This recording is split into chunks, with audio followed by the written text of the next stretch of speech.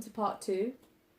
We're going to continue talking actually, around a sort of a helpful discussion that we've been having, just around marriage and just sort of thoughts about what marriage means. And it's just become really, really evident to me, just how little people understand about marriage and what marriage is supposed to be. And so, yeah, just a kind of conversation I didn't want to make the first episode with, the sort of Will and Jada conversation. Yeah. I didn't want to make that too long. So I think it's good, for people who are listening to our conversation, if they're going to find use from it, that it kind of be short and punchy, and for them to sort of, 40 minutes is a long time, 30 minutes is a long time. So just to kind of have a discussion around, make it kind of a part 2 so they can opt in or opt out, just on marriage, man. I think marriage is such a beautiful thing, and it's a discussion that for most people it's something that's really close to their heart. Either they're in it. Yeah, absolutely, it's a life and social goal, and I think that's a good place to start, because that's what marriage is ultimately. It's a social construction, it's a social construct, right? Which means it's something that we have as society constructed in our minds, and therefore we sort of manifest it in our lives. But it is that. It's not, as many people believe, this sort of gift from God. God has given us marriage, because there are countless people who are atheists, pagans, just not atheists, but agnostic and just not believing, who don't have God in their marriages, yet they are leading the most successful marriages, more successful than, people who would call themselves Christian or religious or whatever, right? So just by that very test, it's really clear that marriage cannot be this sacred, sanctified thing from God, right? I think what happens is that if you choose God, or if you believe God, then you're able to place God at the center of your marriage, which you should do, and you should do that for everything in your life, innit? You should do it. You should do it at every point in your life. So that's what that is.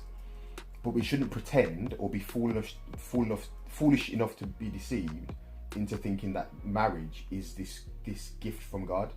If it were, another test would be, if it were from God, then why is it so susceptible to so much quote unquote demonic things? How comes, the harlot, or the Lothario, or the miscarriage, or how comes these things or the financial reversal can destroy these, or lack of communication can destroy this thing if it is of God? That makes God pretty weak, right? Or his creation pretty weak. And that's what happens. We get disappointed because our expectations are not based on the right thing. Your marriage is not God's concern or his business. That's your concern, and it's your business. And that's I think, in my sort of spectator kind of perspective, watching other people's marriages and watching people's lives, I can see sometimes, I've spoken to countless people who've gone through divorces. I've spoke to countless people who are in marriages, and just, you can see like they're shaky in it. And the reason is a lot of times because they've got wrong expectations, and those expectations actually come from society, right? One thing that I hate watching is those Bridezilla documentary shows.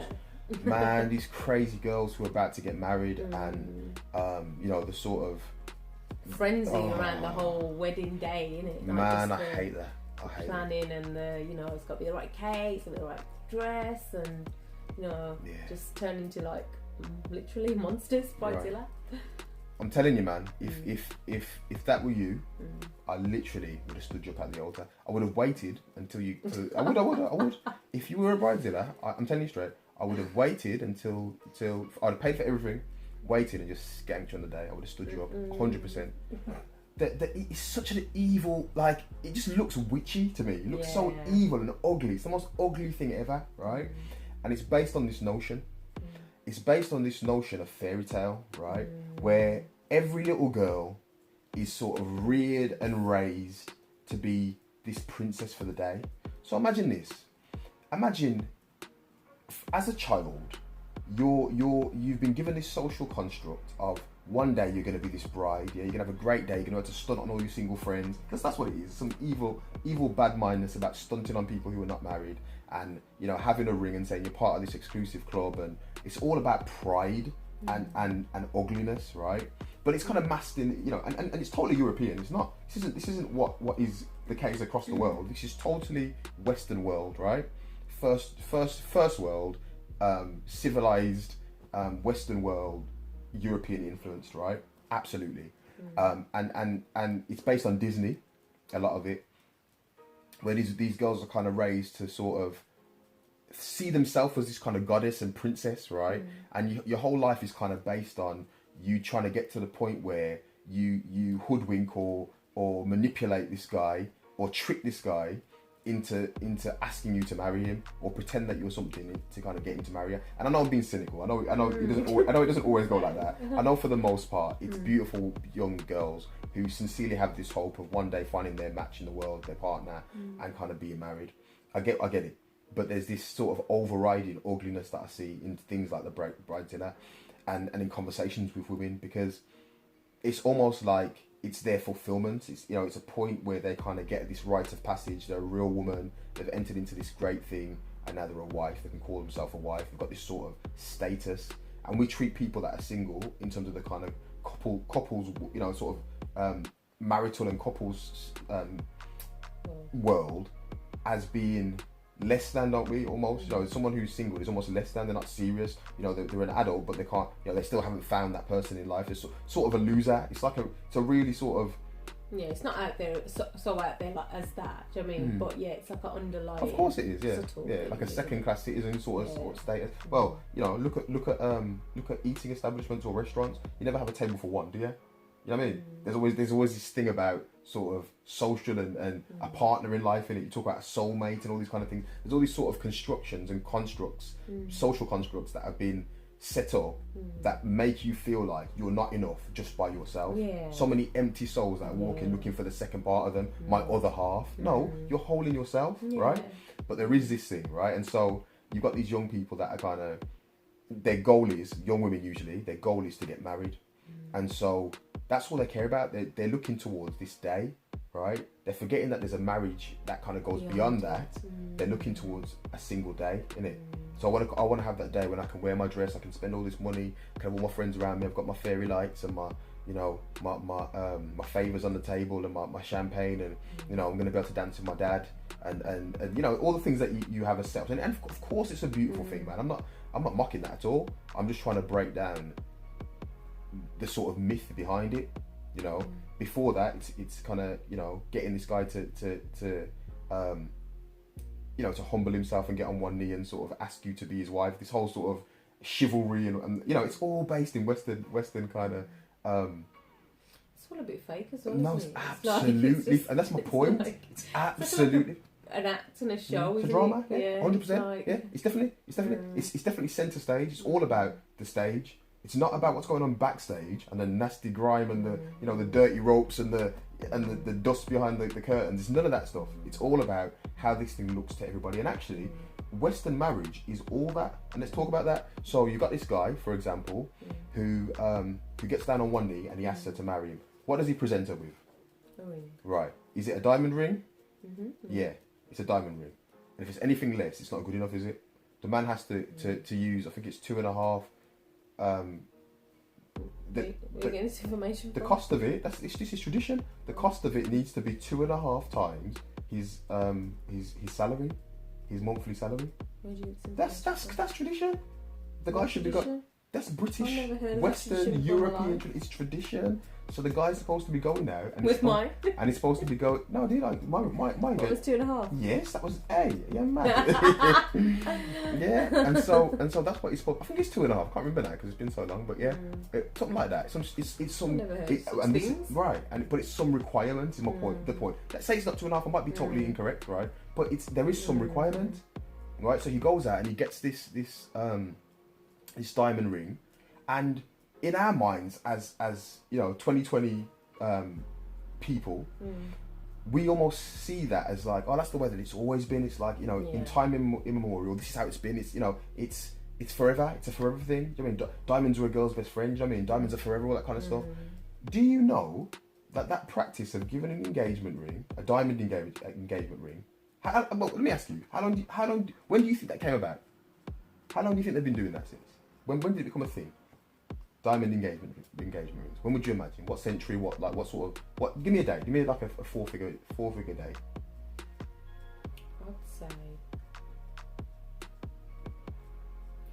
1930s.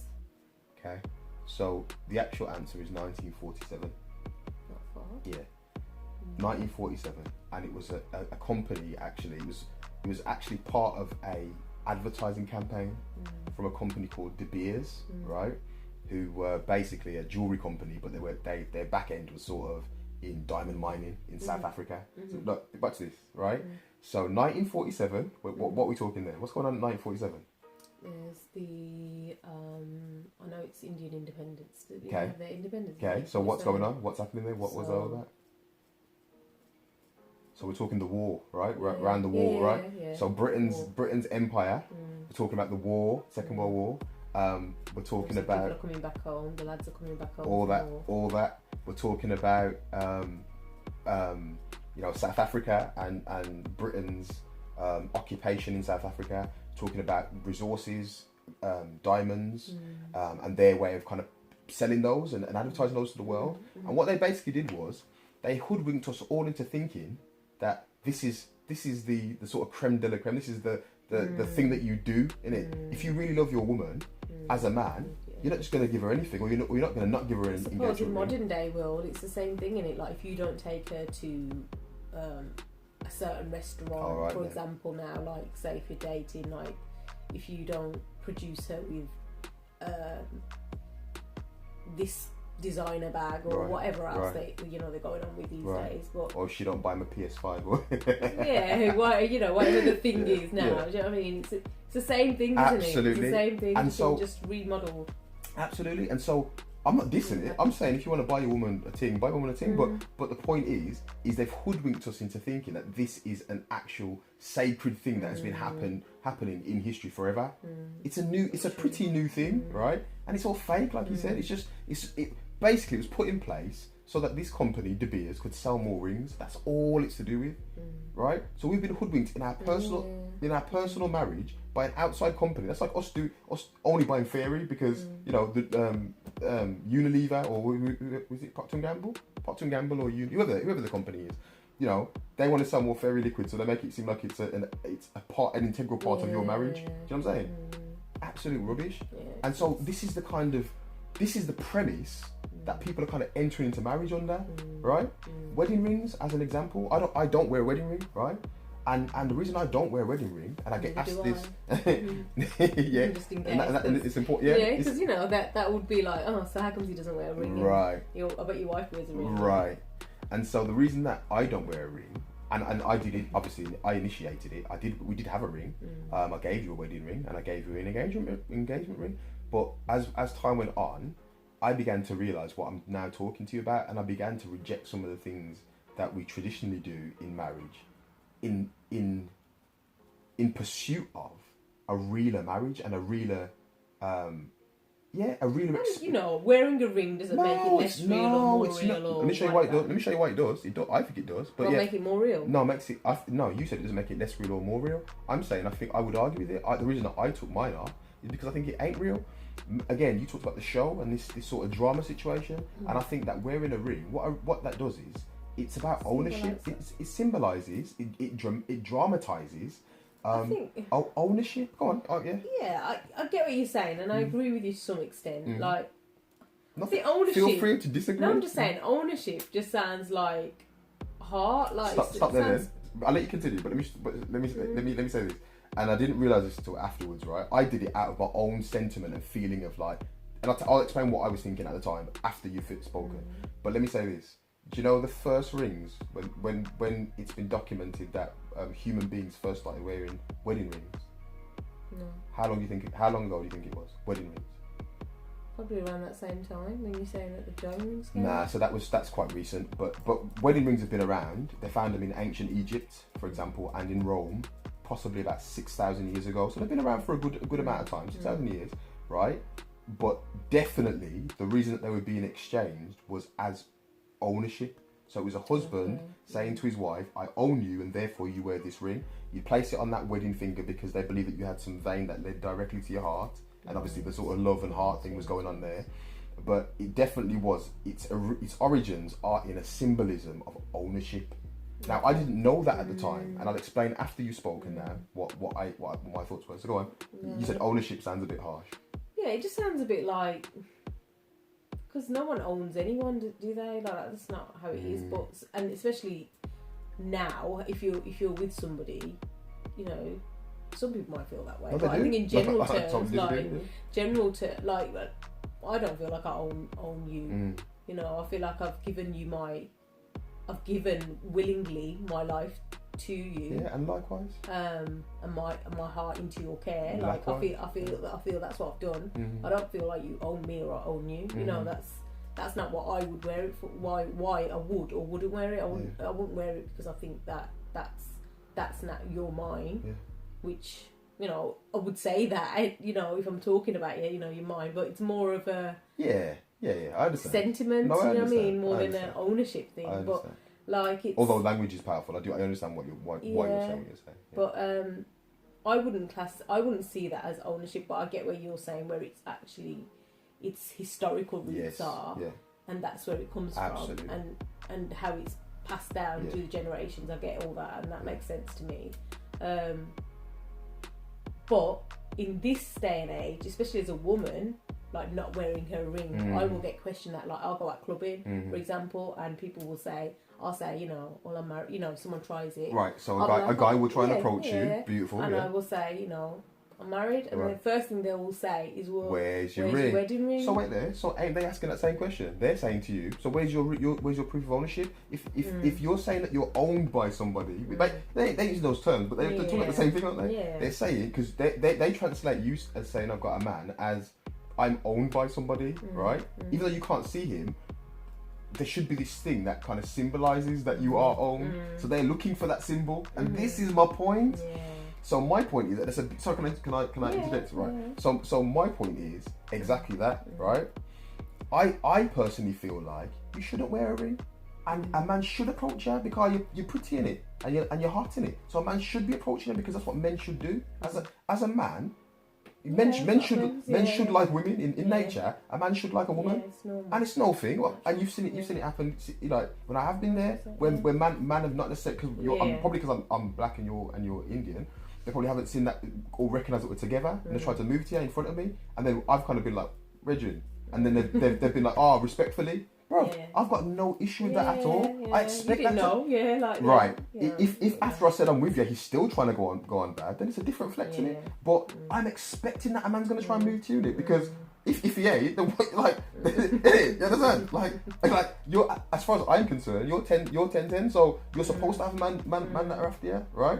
But what I do expect also, right, is that if a man does that you respond in the way that you have responded. You should be able to say with your own voice, and this is my point, I took off that ring, partly for my own self, but also for you to feel empowered as a woman, because it shouldn't be a case of, you should be able to say to a man, no, I've got a man, or no, I don't want to, and that ring, because what would happen is, people, that natural interaction that should happen, wouldn't happen, if somebody would, because he'd see you across the dance floor, for example, and he'd look at your hand and he'd see a ring and he'd say, oh, I'm not going to talk to her because, no, you need to know that you're still who you are. You know what I'm saying?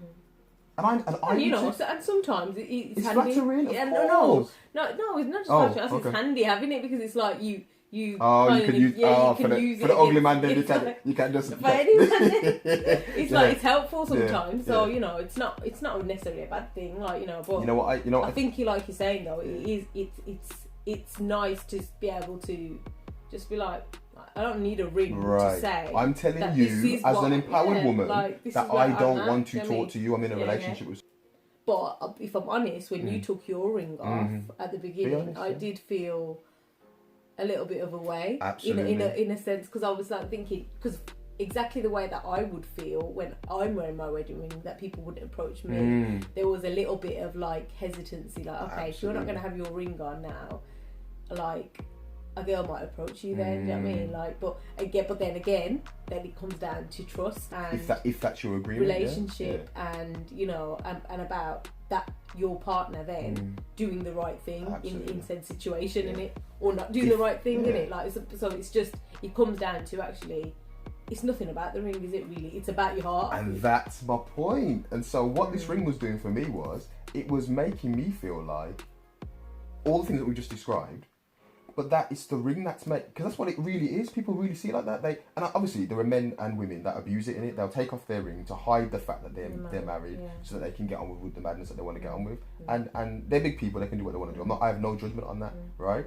And it depends also on what your agreements are, as we said in the first episode in it. It's about your own agreements as a couple. For me personally, I was feeling at that time like that ring was basically cock blocking me. It was putting me in a position where normal interactions would happen and we'd have a conversation in it, or if somebody liked me, they would say they like me or act like they like me. But this ring now is creating a problem. Isn't that a good thing? No. Why is that? Why is it creating a problem? No, because I should be able to say to them, I should be saying to them, you know what? Nah, I can't have this conversation with you, or I don't want to have this conversation with you. I've got a wife, or it stops me from giving my own opinion, or me sharing the fact that I've got a wife in my conversation. Do you know, like, I prefer to name drop and say, like, I'm a wife, or like, oh, you're married? Yeah. I can you got a ring on there? And then that's the same question, because everyone expects to have a ring on. I can you got a ring on there? And I can explain why, or I can explain what my, you know, like, it's just, for me, it's more human.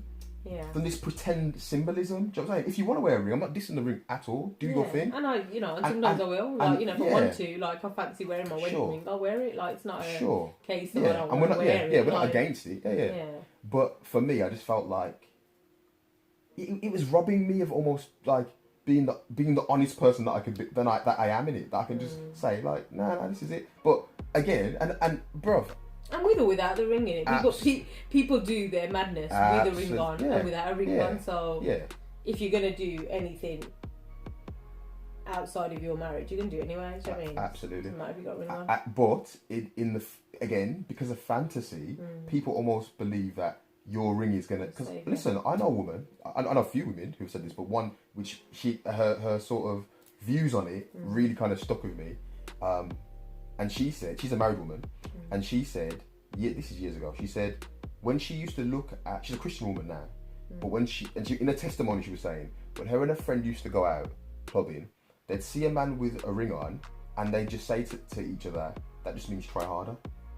Right. So, and man, I love that. That's such a rich, she's, obviously not doing that behaviour now, but it's a beautiful insight into the ways of people, right? Which I always love, right? So, hearing her say it means try harder shows that A, she had a view of things, and B, she had some level of success as well, right?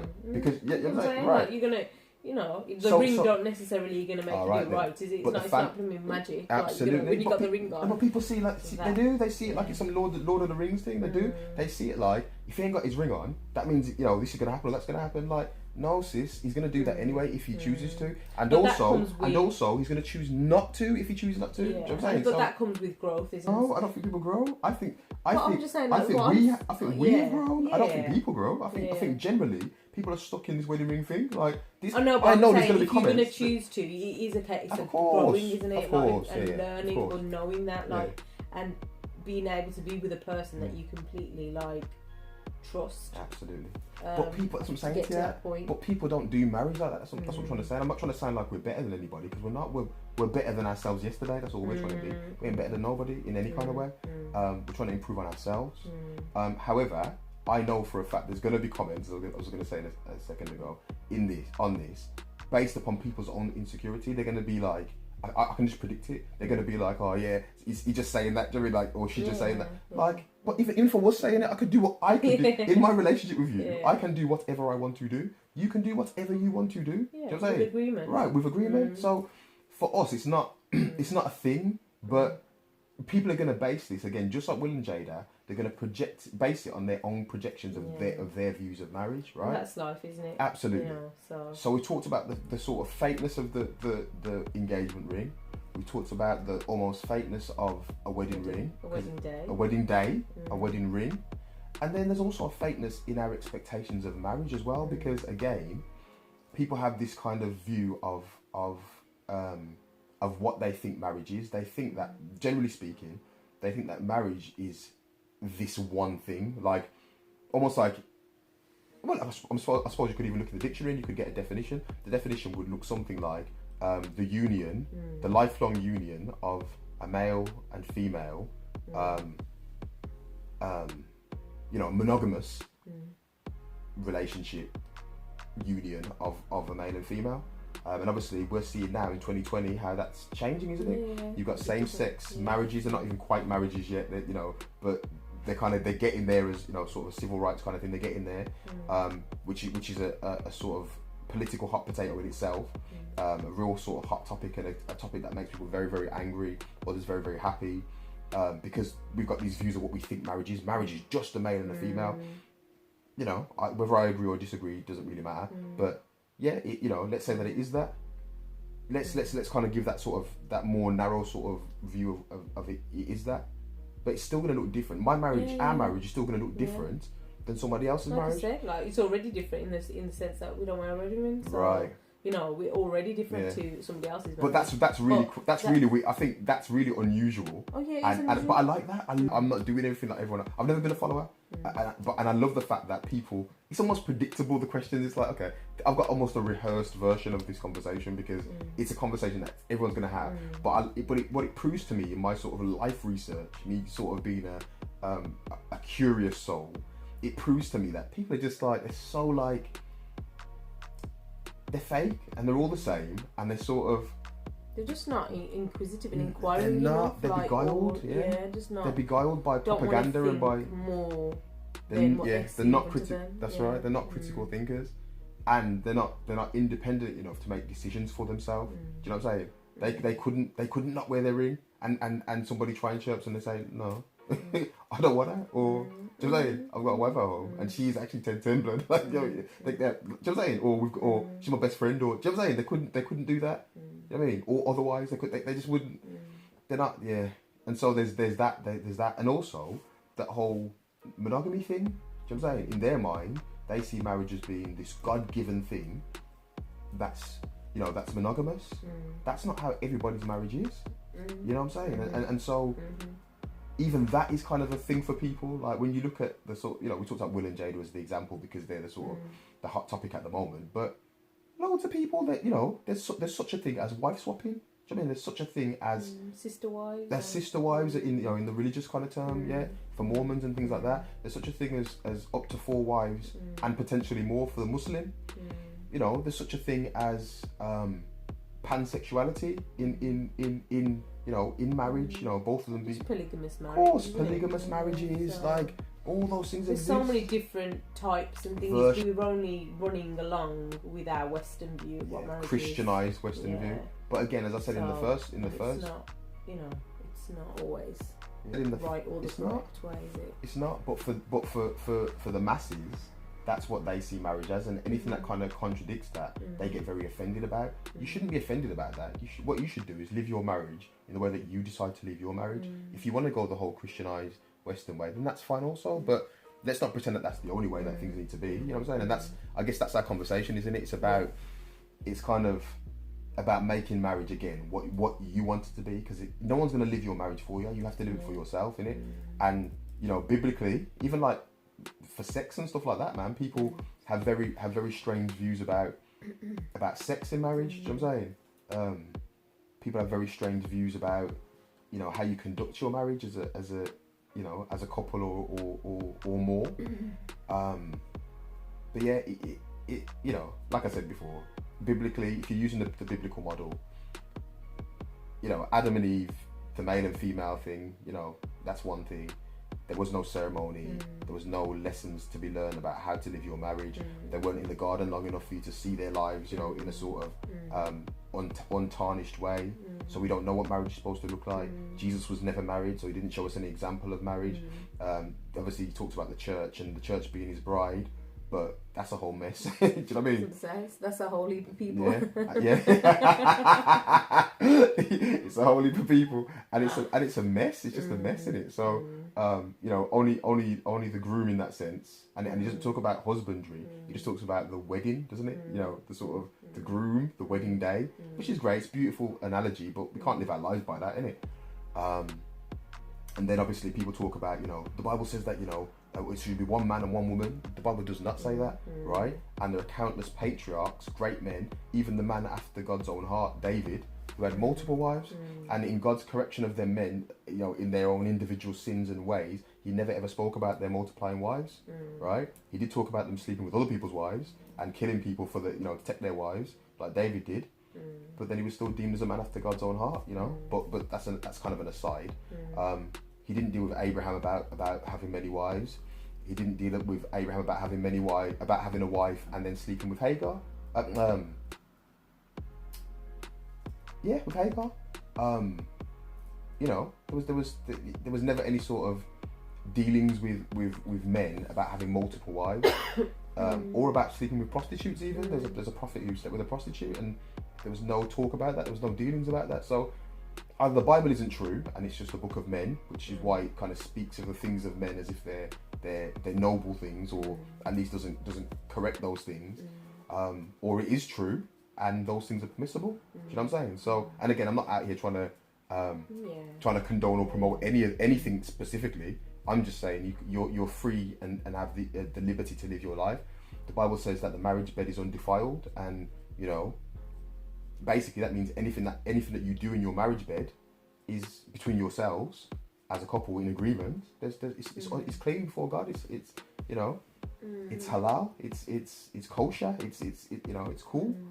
But there are people who have different views about that. So, but again, like we said, like that's okay, isn't it? It's okay to do marriage as you see fit in your relationship. Yeah, it's the only way to do it. So we have to just go by what works for us as individuals. Absolutely. It's no one's living your life for you. Totally. So, when it all goes paired, no one's gonna come round and try and save your mess. You know what I mean? It's you ultimately. You can get guidance and help, but ultimately it's you and that other person, isn't it? Yeah. In our case, obviously, I'm just So Yeah. I think it's a real strange thing, isn't it? But it goes to show you as well just the power of